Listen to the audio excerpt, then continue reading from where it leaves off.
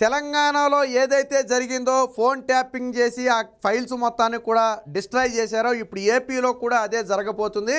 కాకపోతే ఫోన్ ట్యాపింగ్కి సంబంధించి కాదు, చంద్రబాబు గారి కేసులకు సంబంధించి ఏదైతే అక్రమ కేసులు పెట్టడం కోసం దొడ్డిదారిన ఫోర్జరీ పత్రాలు సేకరించారో, ఏదైతే హెరిటేజ్కు సంబంధించిన అనేక పత్రాలను రహస్యంగా సంపాదించారో వాటి మొత్తాన్ని కూడా తగలబెట్టే ప్రయత్నం జరుగుతుంది. ఎందుకంటే జగన్మోహన్ రెడ్డి ఓడిపోబోతున్నాడు కాబట్టి ఓడిపోయిన మరుక్షణం వీటి మొత్తాన్ని మీద విచారణ చేస్తే అధికారులందరూ అడ్డంగా ఇరుక్కుపోయే ప్రమాదం ఉంది కాబట్టి ఇప్పుడు తగలబెడుతున్నారు. ఈ తతంగం మొత్తం కూడా సిట్ అధిపతి అయినటువంటి కొల్లు రఘురామ్ రెడ్డి ఆధ్వర్యంలో జరిగింది.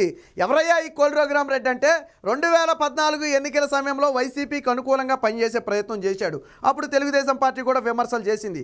బట్ తెలుగుదేశం పార్టీ గెలిచిన వెంటనే కేంద్రానికి పారిపోయాడు. 5 ఏళ్ల పాటు కేంద్రంలోనే ఉండి జగన్మోహన్ రెడ్డి గెలిచిన వెంటనే మళ్ళీ రాష్ట్రంలోకి వచ్చాడు. అంటే ఈ మనిషి కొల్లు రఘురామ్ రెడ్డి అనే ఒక వ్యక్తి జగన్మోహన్ రెడ్డికి అనుకూలంగా పనిచేసే వ్యక్తి. కాబట్టే చంద్రబాబు గారి 5 ఏళ్ల పాలనకు సంబంధించి ఒక సిట్ని ఏర్పాటు చేసి ఆ కీలకమైన బాధ్యతలు మొత్తం కూడా కొల్లు రఘురామ్ రెడ్డికి అందించడం జరిగింది.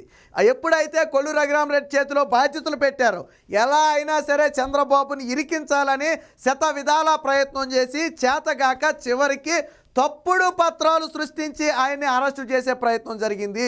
అందులో భాగంగానే అవన్నీ ఫోర్జరీ పత్రాలు, తప్పుడు పత్రాలు, అక్రమ మార్గంలో సాధించినటువంటి పత్రాలు కాబట్టి వాటిని దొరికితే రేపొద్దున ఈయన బ్రతుకు బస్టాండ్ అవుతుంది కాబట్టి ఈయన కటకటాలు లెక్క పెట్టాల్సి వస్తుందనే ఒక భయంతో మొత్తాన్ని కూడా డిస్ట్రాయ్ చేస్తున్నాడు.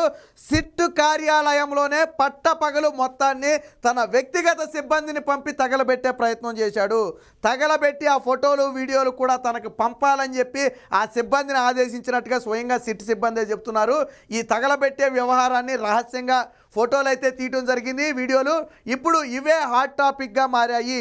చంద్రబాబు గారి ఇన్నర్ రింగ్ రోడ్డుకు సంబంధించిన ఫైల్స్ మొత్తాన్ని కూడా తగలబెట్టేశారు. అంటే ఈ కేసులో ఆధారాలు ఏదైతే తప్పుడు ఆధారాలు ఉన్నాయో, తప్పుడు సాక్ష్యాలు సృష్టించే ప్రయత్నం చేశారో, తప్పుడు మార్గంలో సంపాదించిన పత్రాలు ఉన్నాయో వాటి మొత్తాన్ని కూడా తగలబెట్టే ప్రయత్నం జరిగింది. ఈ మొత్తం ఎవరి ఆధ్వర్యంలో జరిగిందయ్యా అంటే కొల్లు రఘురామ్ రెడ్డి ఆధ్వర్యంలో జరిగింది. అంటే ఈ అధికారి వాస్తవానికి జగన్మోహన్ రెడ్డి ఈ సిట్టు బాధ్యతలు ఇచ్చిన వెంటనే డిఐజీగా ప్రమోషన్ కూడా చేయించే ప్రయత్నం చేశాడు. సరే చేసింది సెంట్రల్ అయినప్పటికీ కూడా జగన్మోహన్ రెడ్డి ఆ రోజు కేంద్రంతో ఉన్న సఖ్యతను ఉపయోగించుకుని ఈయనకు కూడా ప్రమోషన్ వచ్చే విధంగా చేశాడు. ఆ రోజు నుంచి ఈ రోజుకి కూడా ఈయనే అధిపతిగా ఉన్నాడు. బట్ సర్వాధికారాలు కూడా కల్పించాడు. రాష్ట్రంలో ఏ వ్యక్తినైనా పిలవచ్చు, ఎవరినైనా ఎంక్వైరీ చేయవచ్చు, ఎవరి మీదైనా చర్యలు తీసుకోవచ్చు అనే సర్వాధికారాలను ఈ కొల్లు రఘురామ్ రెడ్డికి కల్పించడం జరిగింది. ఇప్పుడు ఈయన ఆధ్వర్యంలోని బృందమే మొత్తాన్ని తగలబెట్టే ప్రయత్నం చేసింది. దీనికి సంబంధించిన విజువల్స్ కూడా వచ్చాయి, ఒకసారి చూద్దాం.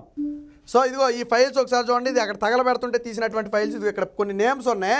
Inner ring road agreement case అని చెప్పి ఉంది. అంటే చంద్రబాబు గారి ఇన్నర్ రింగ్ రోడ్డుకి సంబంధించిన కేసు ఇది.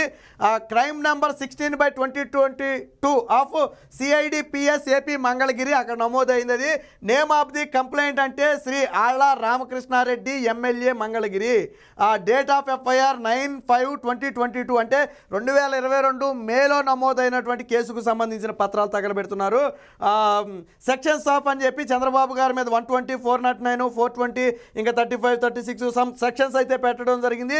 పీరియడ్ ఆఫ్ అఫెన్స్ అని చెప్పి ఎప్పుడంటే జూలై 2014 టు మార్చి 2018 ఈ మధ్య కాలంలో జరిగినటువంటి వ్యవహారానికి సంబంధించి ఇన్నర్ రింగ్ రోడ్డుకి సంబంధించిన డీటెయిల్స్. ఈ పత్రాలన్నీ కూడా ఇన్నర్ రింగ్ రోడ్డు కేసుకు సంబంధించిన పత్రాలు. మరి ఎందుకు తగలబెడుతున్నారు? చంద్రబాబు గారి మీద తప్పుడు కేసు పెట్టి తప్పుడు సాక్ష్యాలు సృష్టించి తప్పుడు ఆధారాలు సృష్టించి కోర్టులను మోసం చేసే ప్రయత్నం చేశారు. బట్ కేసు ఇంకా తేలలేదు కాబట్టి బండారం బయటపడలేదు. కానీ రేపు ప్రభుత్వాలు మారిన తర్వాత ఈ తప్పుడు పత్రాలు ఎలా సేకరించారనే దాని మీద విచారణ చేసి ఒకవేళ ఫోర్జరీ పత్రాలు కన్నా సేకరించినట్టుగా నిరూపించబడితే కొల్లు రఘురామ్ రెడ్డి కటకటాలు లెక్క పెట్టాలి. ఈ సీనియర్ ఐఏఎస్ ఆఫీసర్ ఈ సీనియర్ ఐపీఎస్ ఆఫీసర్ కూడా కటకటాలు లెక్క పెట్టాల్సిన పరిస్థితి వస్తుంది. కాబట్టే దీపం ఉండగానే ఇల్లు చక్కబెట్టాలన్నట్టుగా తాను ఉండగానే మొత్తాన్ని కూడా తగలబెట్టిచ్చేస్తున్నాడు. వెనువెంటనే కేంద్ర సర్వీసులకు పారిపోవడానికి రంగం సిద్ధం చేసుకున్నాడు. 2014లో వైసీపీకి అనుకూలంగా పనిచేసి కేంద్రానికి పారిపోయాడు. ఎందుకంటే అప్పుడు టీడీపీ గెలిచింది. ఇప్పుడు 5 ఏళ్ల పాటు వైసీపీకి అనుకూలంగా పనిచేసి టీడీపీ గెలవబోతుంది కాబట్టి ఆధారాలు మొత్తం కూడా డిస్ట్రాయ్ చేసి కేంద్రానికి పారిపోయే ప్రయత్నం చేస్తున్నాడు. ఖచ్చితంగా దీన్ని అడ్డుకోవాలి. అవసరమైతే దీన్ని సిఐడి విచారణకు కూడా ఇవ్వాలి. చూడండి పత్రాలన్నీ కూడా ఇదిగో చంద్రబాబు గారి పత్రాలన్నీ వాళ్ళే చెప్తున్నారు. సో ఇది చూడండి, ఇక్కడ ఇది హెరిటేజ్ పత్రం, ఇది హెరిటేజ్కి సంబంధించిన కాగితాలు కూడా ఉన్నాయి.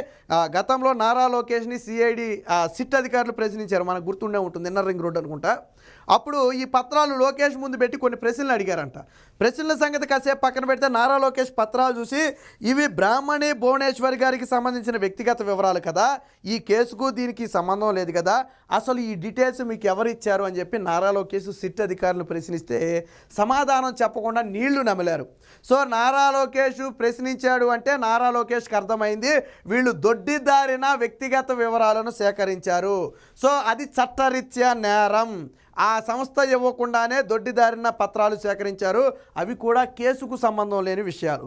కాబట్టి నారా లోకేష్కి విషయం తెలిసిపోయింది కాబట్టి ఇప్పుడు ఈ పత్రాలు కనుక ఇక్కడ ఉంటే రేపు ఎలా వచ్చాయి అనే దాని మీద విచారణ చేస్తారు. విచారణ చేస్తే దొడ్డిదారిన తీసుకొచ్చారనే రహస్యం బయటపడుతుంది. బయటపడిన మరుక్షణం కొల్లు రఘురామరెడ్డి మీద చర్యలు తీసుకోవడానికి ఆదేశాలు జారీ చేయొచ్చు. కాబట్టే ఆ పత్రాలను కూడా ఇక్కడ ధ్వంసం చేసే ప్రయత్నం జరుగుతుంది. చూడండి, మొత్తం 1 కాదు 2 కాదు అనేక పత్రాలు మొత్తం కూడా ఆ ధ్వంసం అయితే జరుగుతుంది. చూడండి, 1 కాదు, ఇది చూడండి ఒకసారి, ఇది సిఐడి పత్రం, ఇది ఇక్కడ చూడండి, ఇది సిఐడికి సంబంధించిన ఒక లోగో అయితే మనకి ఇక్కడ కనపడుతుంది. క్రైమ్ ఇన్వెస్టిగేషన్ అని చెప్పి డిపార్ట్మెంట్ అని చెప్పి ఇది ఇక్కడైతే రాసింది. మిగతా అయితే మనకి పూర్తిగా డీటెయిల్డ్ అయితే కనపడలేదు, బ్లర్గా ఉంది.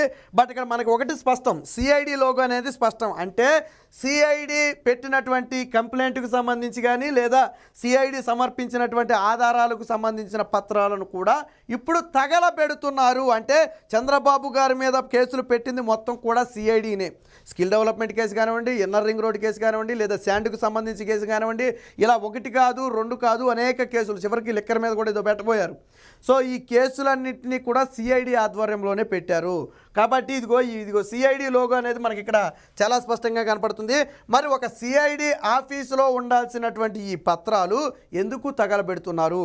ఆ పత్రాలు ఎప్పుడు పత్రాలైనా అవసరం ఉన్నా లేకపోయినా అవి సిఐడి కార్యాలయంలోనే, సిట్ కార్యాలయంలోనే ఉండాలి. మరి ఎందుకు బయటకు వచ్చాయి, ఎవరు తగలబెట్టమన్నారు అంటే కొల్లు రఘురామరెడ్డి తగలబెట్టమన్నాడు. సో దీనికి సంబంధించిన మరొక వీడియో కూడా ఉంది, ఒకసారి చూద్దాం. సో ఇదిగో తగలబెడుతున్నారు చూడండి. ఇప్పుడు మనం చూసిన పత్రాలు లాంగ్ నుంచి ఒక వ్యక్తి వీడియో తీశాడు సిటీ కార్యాలయం నుంచి. ఇది సిటీ కార్యాలయంలోనే తగలబెట్టేది. సో తగలబెడుతున్నారు, అది చూస్తున్నారేమోనని చెప్పి కెమెరా పక్క జరిపాడు. అంటే రహస్యంగా తీసిన వీడియో ఇది. మీరు అర్థం చేసుకోవాల్సింది ఏంటంటే ఇది రహస్యంగా తీశారు, వాళ్ళు చూడకుండా తీసినటువంటి ఒక వీడియో అది. ఇక్కడ చూడండి, మొత్తం ఆల్రెడీ బ్లాక్ ఉంది చూసారా. అంటే గతంలో కూడా ఏదో తగలబెట్టారు. మరి అది వేస్ట్ తగలబెట్టారా లేదా ఇలాంటి పత్రాలే తగలబెట్టారా, ఎన్ని రోజుల నుంచి తగలబెడుతున్నారనేది తేలాలి.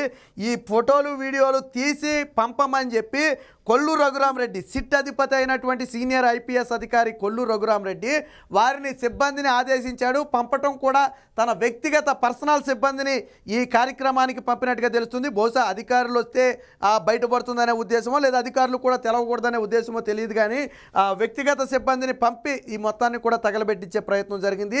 దీని మీద పూర్తి స్థాయి విచారణ చేయాలి. ఎందుకు ఈ పత్రాలు తగలబెడుతున్నారు, దీని వెనక ఉన్న ముఠా ఎవరు, ఎందుకు కొల్లు రఘురామరెడ్డి భయపడుతున్నాడు అంటే దొంగ కేసులు పెట్టి ఆ కేసులకు సంబంధించిన ఆధారాలు మొత్తం కూడా డిస్ట్రాయ్ చేసి కేంద్రానికి పారిపోయే ప్రయత్నం జరుగుతుంది. తెలంగాణలో ఫోన్ ట్యాపింగ్కి సంబంధించి ఇదే విషయం జరిగింది. ఇప్పుడు ఏపీలో కూడా ఇదే జరగకపోతుంది. కాబట్టి తక్షణమే ఎన్నికల కమిషన్ జోక్యం చేసుకోవాలి. ఈ తగలబెట్టిన పత్రాలకు సంబంధించిన పూర్తి వివరాలు సేకరించాలి. ఎవరు తగలబెట్టమన్నారనేది కూడా సేకరించాలి. అలాగే చంద్రబాబు గారి మీద పెట్టిన అక్రమ కేసుకు సంబంధించిన ఫైల్స్ అన్ని భద్రపరచాలి. ఎందుకనంటే వీళ్ళు అక్రమ కేసులు పెట్టి ఇప్పుడు రేపు ఆధారాలు లేకుండా ప్రభుత్వం మారిపోతుంది, జగన్మోహన్ రెడ్డి ఓడిపోతున్నాడు అని తెలుసు కాబట్టి ఆధారాలు లేకుండా ఇలా డిస్ట్రాయ్ చేస్తున్నారు. కాబట్టి చంద్రబాబు గారి కేసులకు సంబంధించిన ఫైల్స్ అన్ని భద్రపరిచే విధంగా అవసరమైతే కోర్టు నుంచి అయినా ఆదేశాలు తీసుకురావాలి. లేకపోతే ఈరోజు తప్పుడు కేసులు పెట్టి రేపు తప్పించుకు పారిపోవడానికి ఇలా మొత్తం కూడా డిస్ట్రాయ్ చేస్తున్నారు. కాబట్టి తక్షణమే తెలుగుదేశం పార్టీ దీన్ని సీరియస్గా తీసుకోవాలి.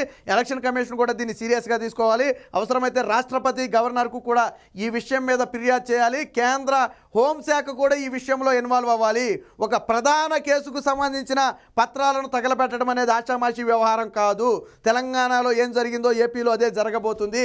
కాబట్టే ఈ ఆధారాలు మొత్తం కూడా ధ్వంసం చేస్తున్నారు. ఏది ఏమైనా ఇప్పుడు పత్రాలు తగలబెట్టడంతో చంద్రబాబు గారి మీద పెట్టిన కేసులన్నీ తప్పుడు కేసులని ఎవరైతే ఈ సిట్టికి చీఫ్గా ఉన్నటువంటి కొల్లు రఘురామరెడ్డి ఉన్నాడు, జగన్మోహన్ రెడ్డికి తొత్తుగా మారి ఇప్పుడు పారిపోవడానికి ఆధారాలన్నీ ధ్వంసం చేస్తున్నాడని చెప్పి ప్రతిపక్షాలు అయితే ఆరోపిస్తున్నాయి. మరి తెలుగుదేశం పార్టీ దీన్ని సీరియస్గా తీసుకుని వెనువెంటనే కోర్టుల దృష్టికి, గవర్నర్ దృష్టికి దీన్ని తీసుకెళ్లాల్సిన అవసరం అయితే ఉంది.